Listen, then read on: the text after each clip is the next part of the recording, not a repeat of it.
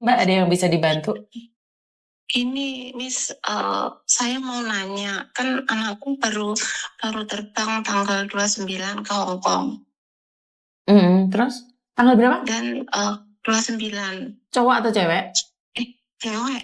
Terus? 28, Miss, sorry. Terus? 28 dari Surabaya ke Jakarta, dari Jakarta ke Malaysia, dan langsung ke Hong Kong. Transit berapa kali, dan sampai Hong Kong itu kalau nggak salah hari Kamis itu cuma tanggal 29 itu, Mas. Dan terakhir kontak itu pas sampai bandara Hong Kong. Itu terakhir kontak. Dan sampai sekarang nggak ada kabarnya, Mas. Terus berapa lama berarti nggak ada kabarnya?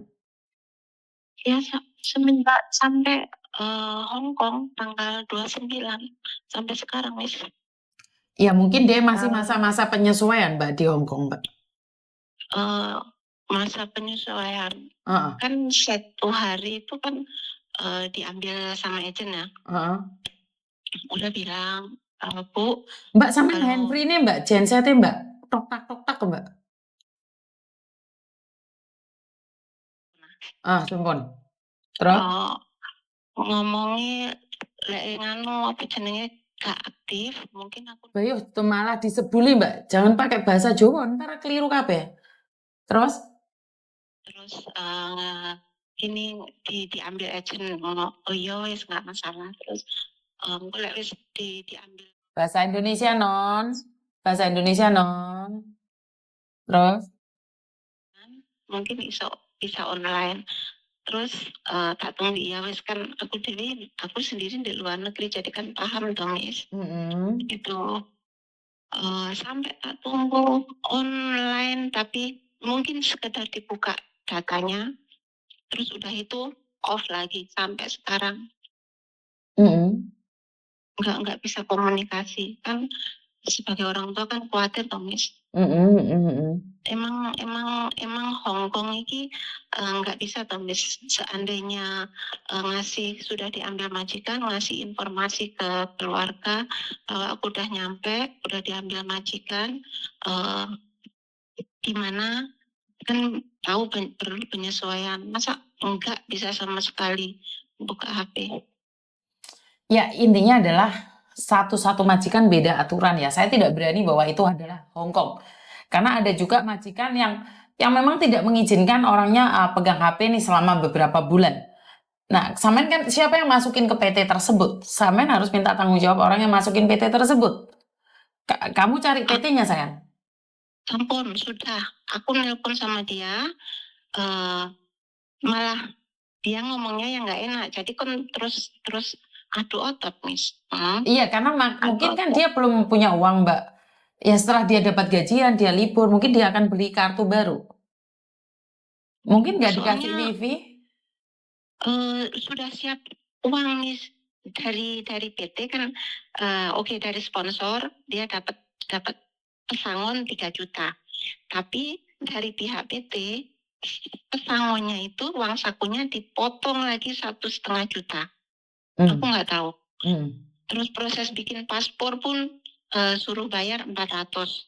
Kurang apanya gitu loh.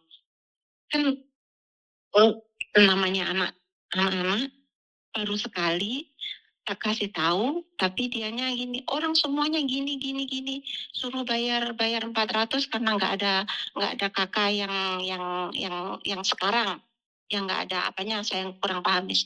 Jadi terus uang sakunya itu pun dipotong.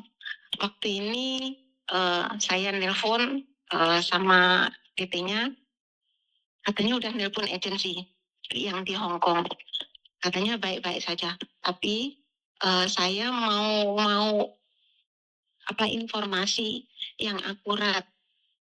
Kalau dia baik-baik saja, kenapa nggak ngasih SMS sekali aja on HP-nya, SMS bahwa saya sudah diambil majikan, perlu penyesuaian sampai segini hari.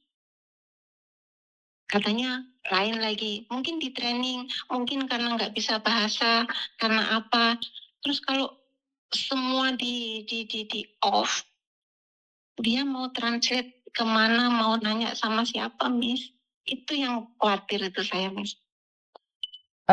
Satu hal saya ingin bilang bahwa anakmu ke luar negeri itu bekerja sebagai pembantu, bukan liburan. Jadi ekspektasinya jangan terlalu tinggi sayang. Mungkin dia masa penyesuaian, itu pertama. Kedua, mungkin dia mau beli SIM card tapi di bawah rumahnya nggak ada toko Indonesia atau dia belum tahu. Kasih dia ruang dan waktu. Yang penting agennya mengatakan bahwa dia baik-baik saja. Kalau dia nggak baik-baik saja, ya PT-nya mengatakan dia baik-baik saja. Seandainya dia tidak baik-baik saja, dia kan bisa dipertanyakan dan dipertanggungjawabkan. Kan mereka PT yang resmi. Kalau ke Hong Kong saya bisa katakan 100% PT-nya resmi. Nah, itulah Ibu atau Mbak, bedanya orang zaman dahulu dengan orang zaman sekarang. Kenapa? Kita itu nggak rela anak kita nggak ada kabar. Padahal dia lagi berjuang. Penyesuaian diri. Dia bukan berat di pekerjaan, tapi dia berat karena mikirin jenengan. Dan saat sampean mikiri dia, apapun yang dia lakukan di rumah majikan menjadi salah. Ya mau tidak mau, suka tidak suka diikhlaskan. Zaman dahulu kala sebelum ada media sosial, orang bekerja cuma kirim surat kok. Ngerti nggak maksud saya? Jadi kekhawatirannya sampean terlalu berlebihan menurut pendapat saya. Kalaupun saya agennya, saya juga akan jengat. Kenapa? Anak masih kerja, kamu bingung tanya kabar terus. Saya paham. Tapi kamu harus paham juga. Bahwa dia baik-baik aja, ya udah. Bener nggak?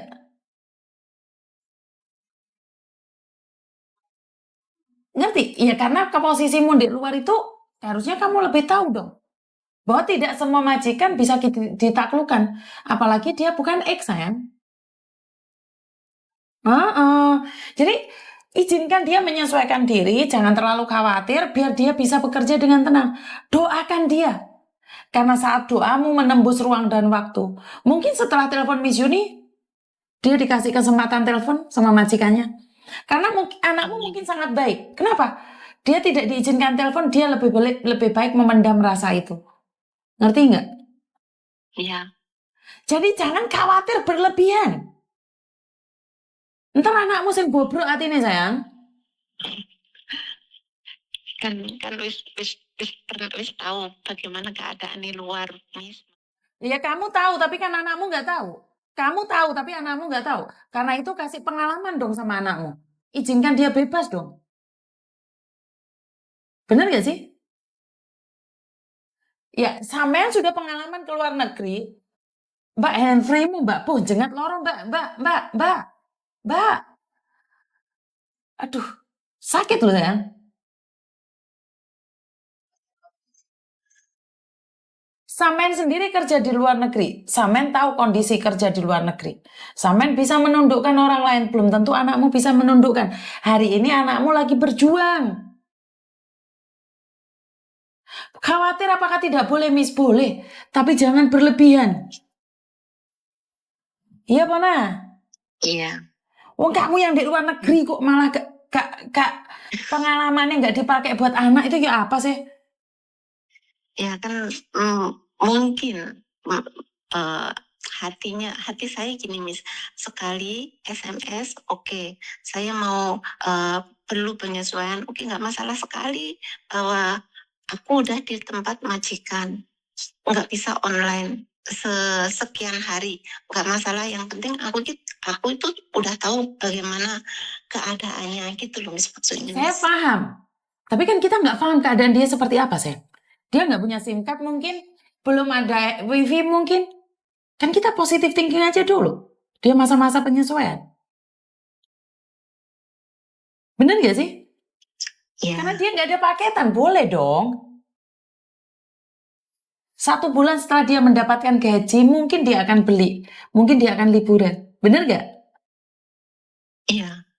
Ayo masih seminggu, semangat dulu. Kasih dia doa yang terbaik. 2 minggu, Miss. Ya 2 minggu. Kan belum gajian sayang.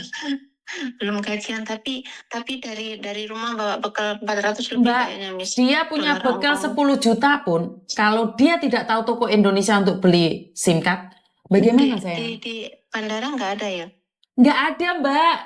Karena itu saya Oh. bilang, sampean kan ruwe Singapura, Hong Kong kan nggak ada. Mm-mm. Kalaupun dia punya uang, emangnya langsung uncuk-uncuk bisa tuku, iso ngomong. Bener gak sih? Iya. Walaupun dia punya uang 10 juta pun, dia dijemput oleh orang, gak mungkin, Mbak aku tak tuku pulsa dulu ya. Yolah ejennya api. Kalau ejennya gak api, bentak-bentak malah anakmu mencelak. Bener gak sih? Iya. Jadi jangan kamu ada di Singapura boleh kok di airport beli. Enggak, kamu pertama kali datang nggak mungkin kamu nanya beli SIM card dulu. Karena saya pernah ada Mbak, anak baru datang gopoh pingin telepon keluarganya. Tahu nggak apa yang terjadi? Dipecat. Gara-gara liftikan di hari pertama dia kerja dipecat. Ngerti nggak? Iya. Ayo diikhlaskan, kasihan anakmu mungkin hari ini lagi kepikiran kamu karena kamu mikirin dia. Malah nggak fokus sama kerjaan nanti dianya sayang. Bener nggak sih? Iya. Beli SIM card pun harus pakai KTP, dia belum punya KTP. Ya harus difahami no. Oh, pakai ini ya, Miss, work permit ya? Iya dong.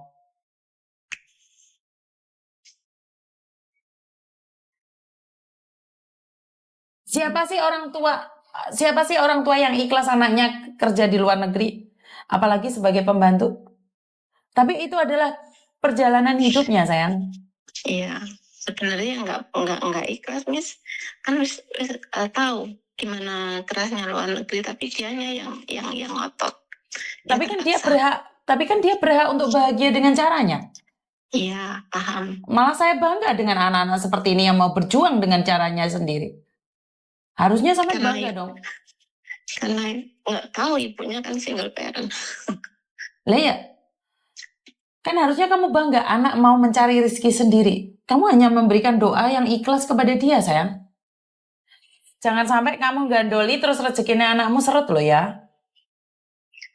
Enggak doli. Jangan digandoli, ayo ikhlaskan. Karena anak itu auranya akan peteng le ibunya selalu kepikiran. Majikannya baik karena anaknya mau nangis tok, dibuang loh nanti ya. Karena kondisi ini ki kurus banget loh, Miss. Apakah kamu merasa bahwa anakmu tidak mampu berjuang? Mampu, insya Allah mampu. Terus kenapa kamu menyepelekan tubuhnya yang kecil? Sekarang bukan orang lain yang nanya, iki Bu Edewe sih nggak percaya sama anaknya.